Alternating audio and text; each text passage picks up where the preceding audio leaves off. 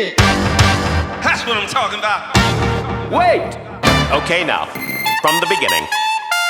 Hi, everyone. This is Jason Grisak with the Grisak Group. I'm here with my dad, Tom Grisak. You typically see him do these interviews, but we thought it was time for someone to interview him. I'm normally the one running the boards, so we're only going to have one camera angle today. But I think we got everything set up, so it should be good. So. Yeah, all the interviews I've done over the years, I've never been interviewed, and we've only got 2 more to do on our team, and Jason will be one of them. But this will be interesting for me because I've asked questions about people for so long. Now I'm going to have to figure out how to answer some of these questions that Jason gives me. Yeah. So I'm kind of going off the cuff here, but I figure I know enough about you to... Too much. Yeah. So I guess first thing people probably want to know is how did you end up getting into real estate in the first place? I couldn't do anything else. Yeah. I'm going to be totally honest on this interview because that's the only way I can be. My degree is in education, and I decided to get that because I thought I'd be in coaching, coaching tennis, which I'll talk about in a little bit. But when I found out that you can't make money doing that, I said, okay, I'll get into the business world. So I went and talked to a recruiter, and I just got my master's of education, and she was honest with me. She said, Tom, there just aren't many people in the business world looking for someone with a degree in education. And that was a real eye-opener for me. So I just thought, it has to be sales, some type of sales. And I thought, real estate works as well as anything, so I'll give it a shot. I went in blind. The first company I joined, the reason I joined them is because it had in the ad, no smokers. And I thought, well, that's cool. The guy doesn't smoke. So that was the deciding factor. So and that was how commercial. It all happened. That was commercial, and that was commercial. One of those big firms, Well, this one was a smaller firm. Okay. With I think we had about 9 or 10 agents, about the size of our company now. But I learned a tremendous amount from him and from that broker. Things that to this day, I don't know if he knows how much I appreciate what he taught, and he didn't do it by actually telling me what to do. I did it by following his example. Okay. So that was a real good learning experience for me. And so back then in commercial, you guys didn't have any sort of MLS or database of homes for sale. So what did you do back then to kind of... Well, the commercial and residential are as different as night and day.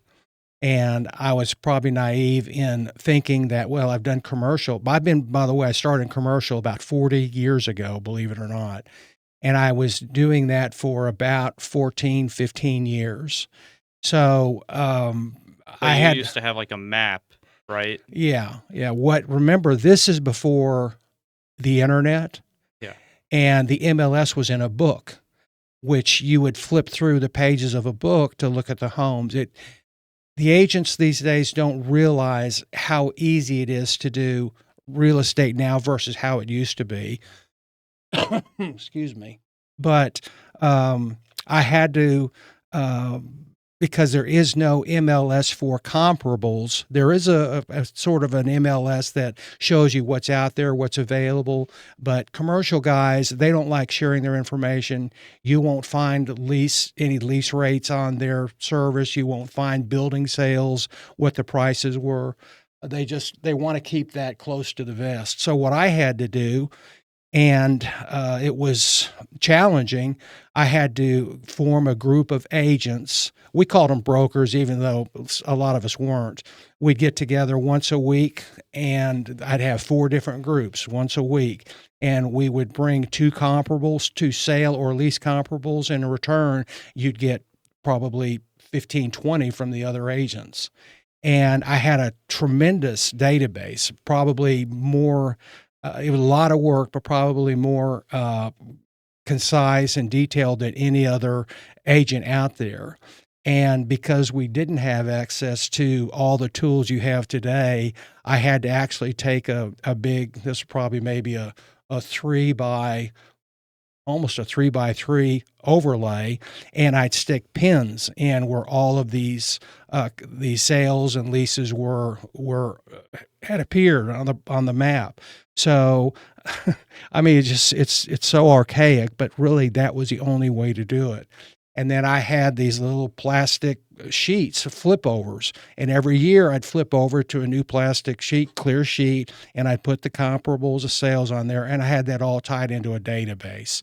So that was really, believe it or not, that was pretty progressive, but I had to work to show people I knew the area and how I was going to help them sell their homes. Well, building, sorry. I didn't sell a home until I got into residential, and that was like 15 years after commercial. Yep. And so when you got into residential, you had moved at that point out to Lucas, right? On Christian Lane, where I grew up till about 4th grade. You got a very large commission check. Is that right? Yeah, I had one thing about commercial is the deals are more spread out. It can take you 5 or 6 months easily to make a deal. So they don't come as frequently, but they tend to be larger. This was pretty close to $250,000. And I really wasn't happy in commercial. And I decided at that time with Rhonda, if we're going to get into something else, which I didn't know what I was going to do, now's the time to do it. So that check, along with other that I'd made that year, gave me enough time to take a year off. We bought a place in Lucas, and we had 5 acres with 2 spring-fed ponds that backed up to the Corps of Engineers, just a beautiful property. And I took a year off to decide what I wanted to do. And I really had no idea. I enjoyed the interaction of commercial, and I enjoyed the competition, but I just didn't like the working out of concrete and glass, the corporate atmosphere. The corporate atmosphere. We were right at the corner of LBJ and the tollway. So in early in the morning when it's dark, leave when it's dark, it's kind of a grind. Although some of my agents' friends are still doing it, I just knew that wasn't a long-term goal for me. Okay. So you're out in what is now Lovejoy, but at the time, Lovejoy is a school district too, for people that don't know. Yes, but at the time they just had the red school. Yeah, the little red schoolhouse. Yeah, and that had been there forever. But there was nothing else at that time. No, there were. It was so. Everybody says I used to walk to school and it was 2 miles and through the snow, whatever. I won't go into that, but there really was not much out here at all. Our only shopping was the Lucas Food Store, where and there was like 1 or 2. Even Allen didn't have a lot back then. No, I mean, there was a few fast food places, but only a few. Fast food, no really nice restaurants, maybe cleaners, things like that. But this is 25 years ago, totally different. So I had to figure out. I had I didn't know anybody, and I was too stubborn to join a company like Keller Williams or the others that are out there. I figured if I could do it in commercial, I could do it in residential. And I didn't realize until it was too late that there's no comparison between the two. So in a way, it was great because it taught me how to do everything from the ground up. I didn't know how to do contracts. I didn't know where to get the contracts. I didn't know how to get on the MLS. And I spent 3 or 4 years learning how to do business on my own. So it maybe has set me back a little with progress, but at the same time, I could pick up any of those roles now, and I understood them, so it helped me later on in running a team. So what do you think ended up setting you apart when you first got out here from the agents that were here, and why? Because you were able to become the #1 realtor in this area in the first couple of years. Yeah, right. By the second year. So what set you apart, do you think? I'll tell you exactly what it was. It was our or buy back then. I was a lone wolf. It was my website. Yeah. And to this day, people will tell me they started following me because I was really the first on. But this was before we had these beautiful websites, before anything that you're seeing today. I actually had to create that too. I had to learn how to build my database. I had to learn how to create my own website. It had to look professional, and I didn't know how to do that. But again, I didn't want to hire anybody to do that for me because I felt like I needed to know. And it helped because as I progressed, my business changed, and I was fluid with those. I could do all the things that I had to do. And then it got to the point where the technology just became too sophisticated. And then I had to bring someone in to do it for me. Right. So I was on the Wayback Machine. You know what that is, right? Oh, yeah. So Yeah. I was on the Wayback Machine looking at our website, and you used to count like hits as like per hit. Right. So obviously these numbers are total views, not Right. number of viewers. Right. But you would every week update it and say, where in the world did whatever number of people come from last week? Right. It was during, I think this was maybe 05. The number was 10,000 Mm-hmm. a week. Mm-hmm. I remember people using your website as like the resource for the area when I was growing up. People would always talk about your articles back before Google was so SEO dependent, and it was actually more organic what people were really wanting to look at. And before Facebook and Nextdoor and all that existed, Mm-hmm. you were basically number one on the list when you looked up Lucas, Yeah, Texas. yeah. And Um, again, I didn't know how analytics or algorithms worked back then. All I did was track it. But one of the reasons, there were two things. Our website was number one, without question. That put us ahead of the competition because I could reach out directly to people. And I didn't have to go through, like Keller Williams, KW, they have their own websites, stamped out. They all kind of look the same. And for agents that don't want to, put in the effort and the time and the money to build their own website, it works great for them. But I was able to take it to another level. And I still have people that remember my website, although they sometimes laugh a little bit about it because, again, I had to. There were a lot of colors. You liked colors. When you look like you would have like 7 different colors, and you would go Yeah, like purples and like that was the biggest knock on it. The black background has always been us. We've got a theme of black everything. And there aren't a lot of colors that work with black. You've got to get something that's kind of bright or it won't show up. So, yeah, if I remember talking to one guy, and he said, by the way, you've got a nice site. He said, but I'm not crazy about the pink text. Well, I didn't realize the text was pink on it because my monitor wasn't displaying calibrated, pink. right? So, but I did ask people along the way, what would you do? And I got some great ideas, and I implemented it. Yeah. And by the way, one of the reasons that people did come to me way back then is there really wasn't a source to go to where you could learn about one particular area until the internet came in. What do? Go read a magazine or read a book or read a newspaper article? And one of the first lessons I learned in commercial was the broker that I was with when I broke in. He said, go talk to this gentleman. He's a real heavy hitter, and just ask him, what's the secret to survival? 40 years ago. And I remember walking in with my partner. We kind of teamed up. And we asked him, what's the secret? And he said, you get in an area and you know it better than anybody. And people will always look at you as the expert, and they'll always come to you. He said, I have brokers come through my office all the time showing me, product to buy. And I start asking them questions about the area, and they really don't know it. They're working all over the Metroplex. He said, I want to do business with someone that I can ask a difficult question to about, absorption rates, whatever, and they know it. And I took that and I did it in commercial and did very well. And then when I got into residential, I figured, well, it worked for commercial. I'll do the same thing in residential. So I picked out where I lived. I kind of planted my flag in the middle, and Fairview, Lucas, and Parker were the three towns that all surrounded me. And they're very similar in many, they're different, but they're also similar in many ways. Zoning.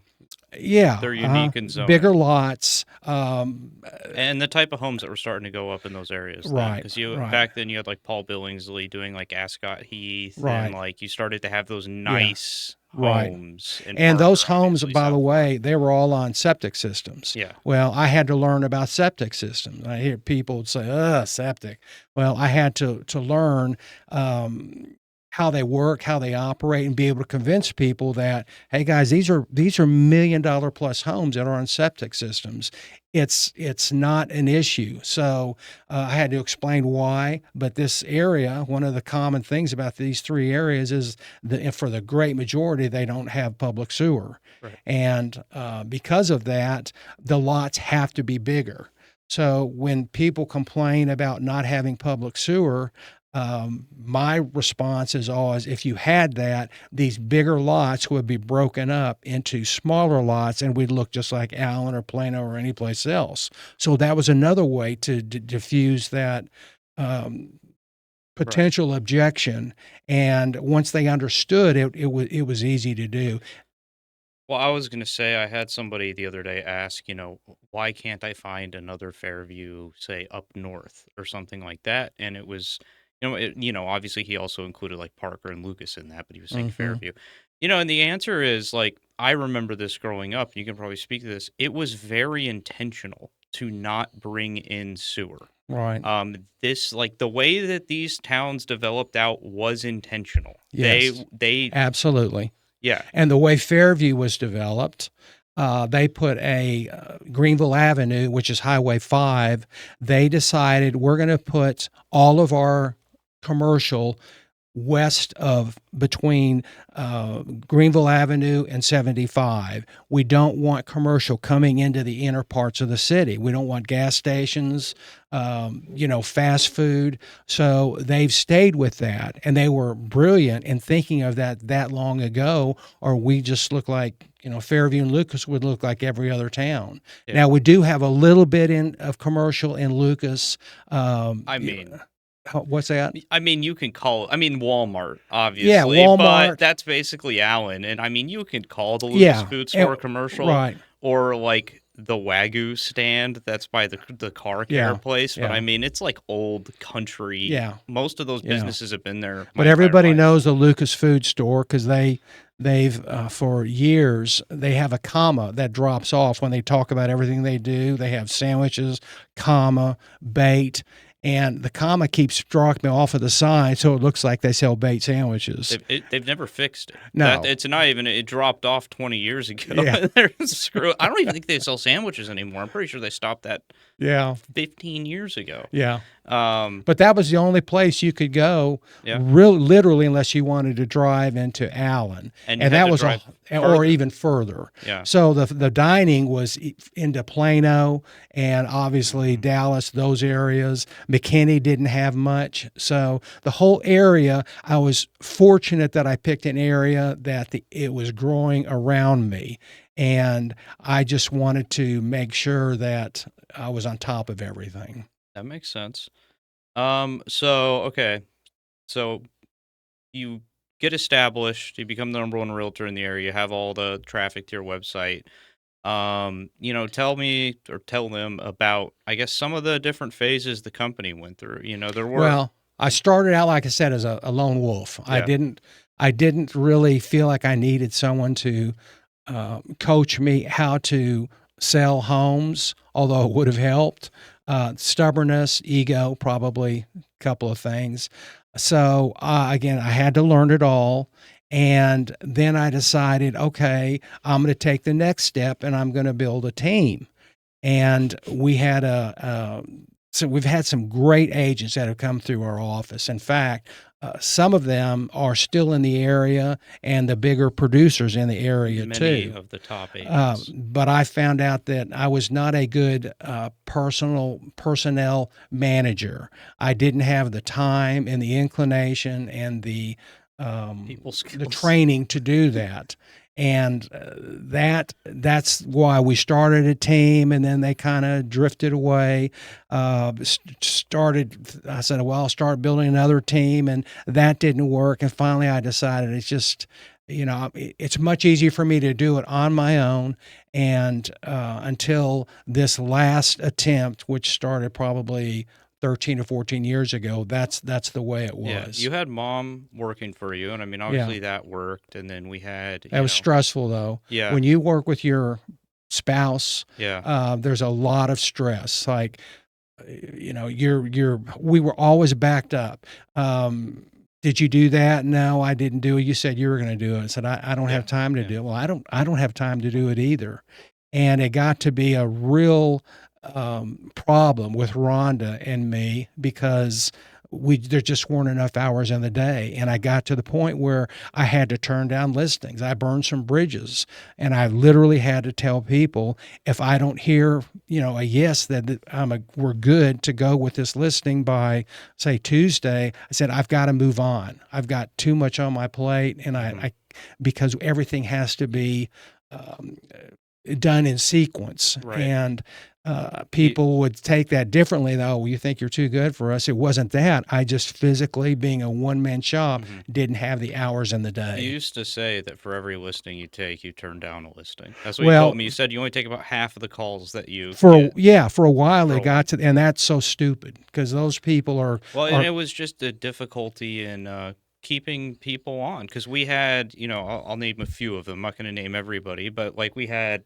Ronnie, who worked for us. That was the first one. She went from being new to being a pretty big producer, doing a lot of business. And then we had another round, and we had Pam, Pam Matlock, who does real well out here. Pam was with us for a long time, and then obviously we had, Aaron and Heather. And it was just, so I think we've, and I think that is the lesson.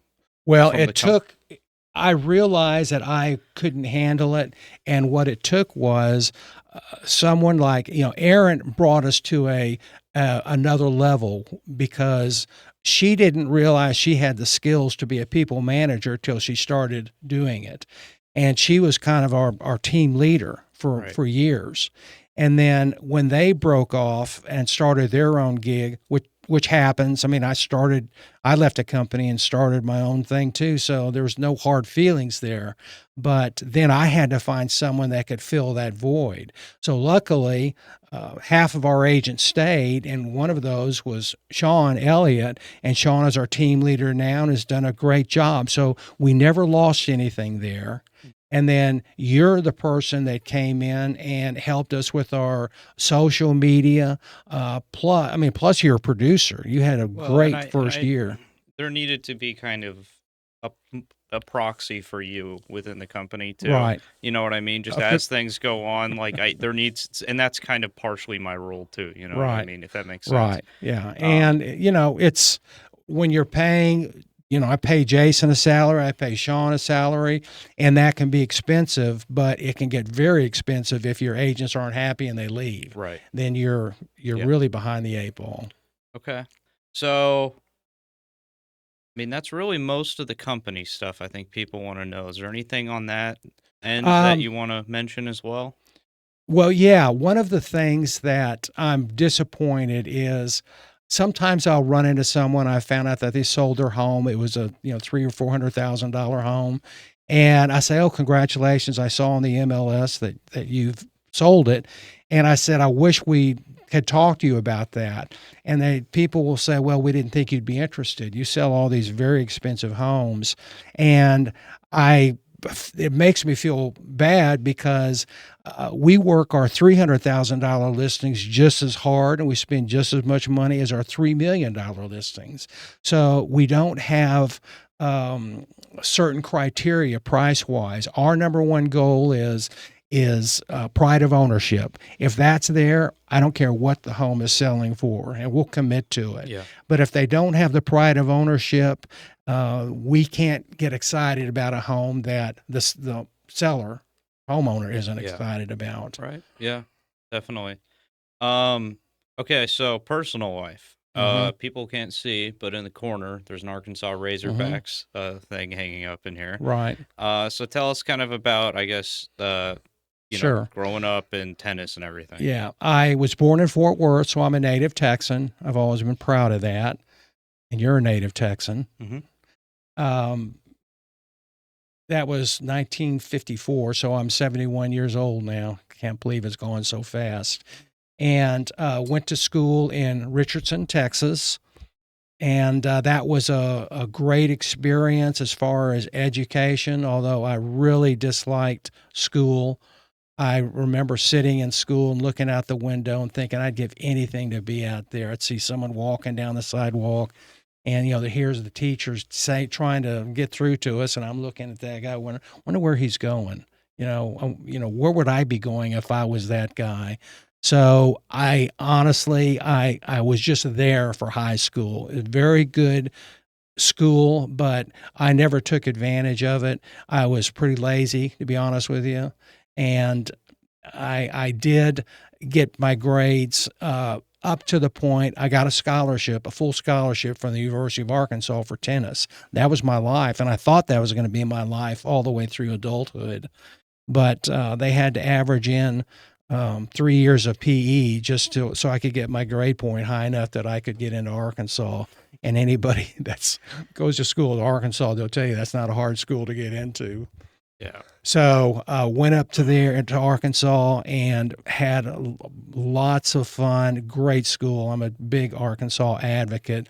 But the same thing, I took being generally lazy, I took the easiest courses I could find, and it ended up, catching up with me by my last year. I had all my tough courses left: anatomy, kinesiology, biology. So all those came at the same time, and I'm proud to say that I put my nose to the grindstone and I made the dean's list with all those tough courses.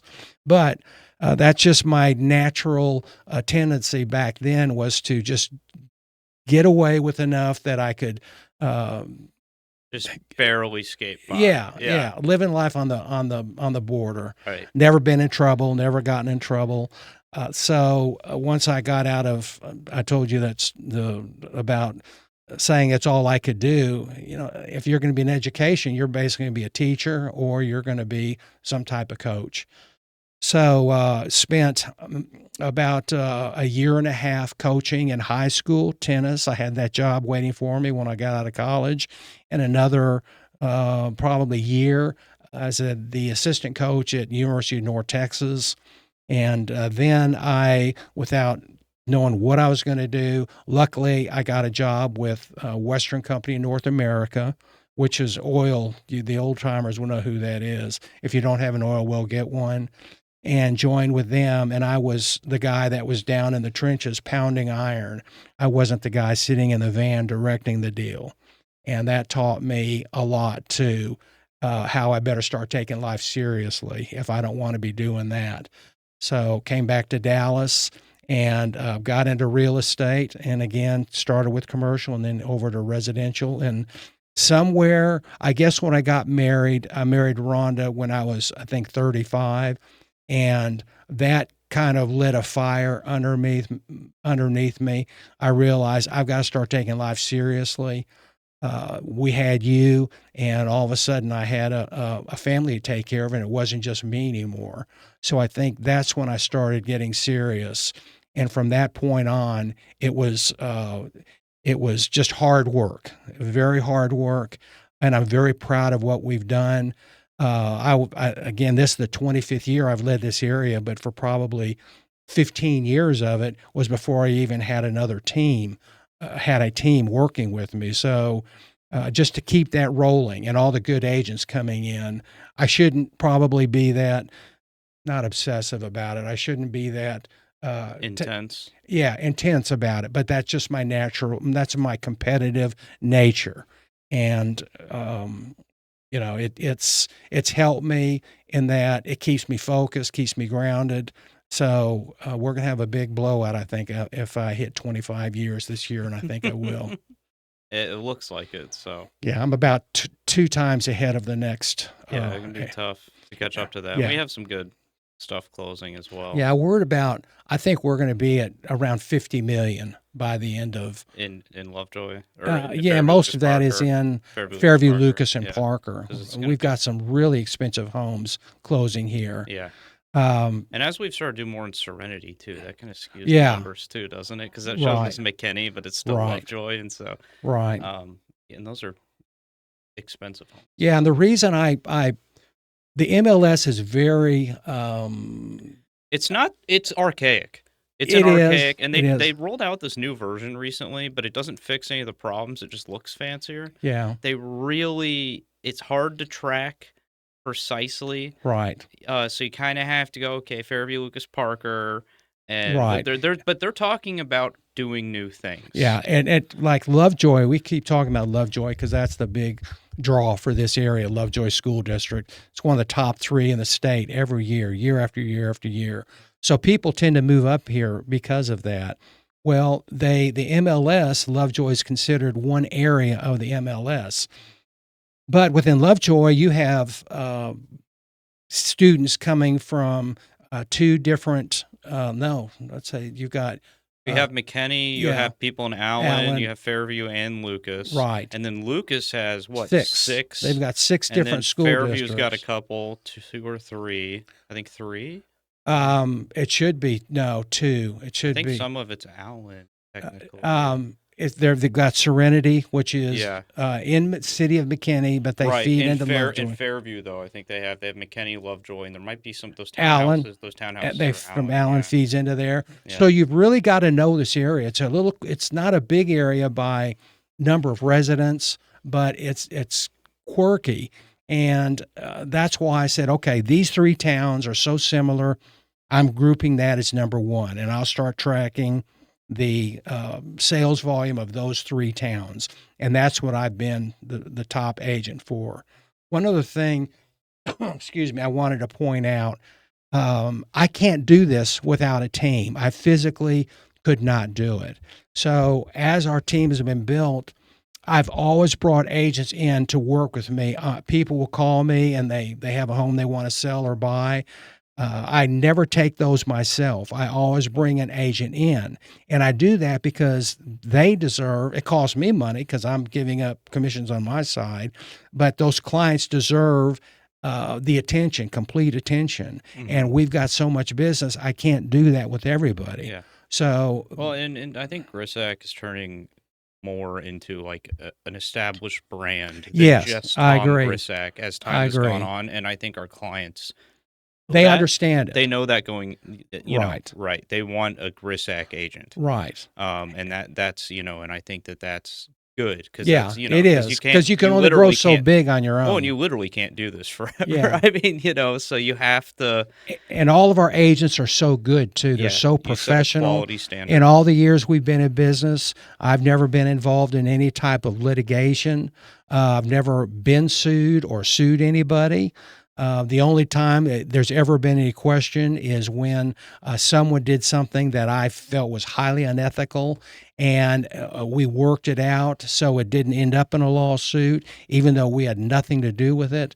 We said, okay, we're going to step in because the client kind of got the shaft on this deal. We're going to make things a little bit better for them. But we've never been in a lawsuit. We've never had a complaint filed against us and the Texas Real Estate Commission or the Collin County Association of Realtors. So I'm probably as proud of that as anything we've ever done. And our agents are they're honest. We work extremely hard. This is a very tough business. And I can't think of a team I'd rather go to war with than the agents we've got on our team. Yeah, definitely. Well, I think Okay. that's a good way to wrap it up. And Okay. well, thanks for sitting down with me this time. Yeah. And we'll do my interview, I guess, pretty soon here. Right. So yeah. Right. And thank you all for listening in. And I hope you learned a little bit more about us. We really try hard in everything we do, and we've got some big plans coming up in the next 2 or 3 years. So stay tuned.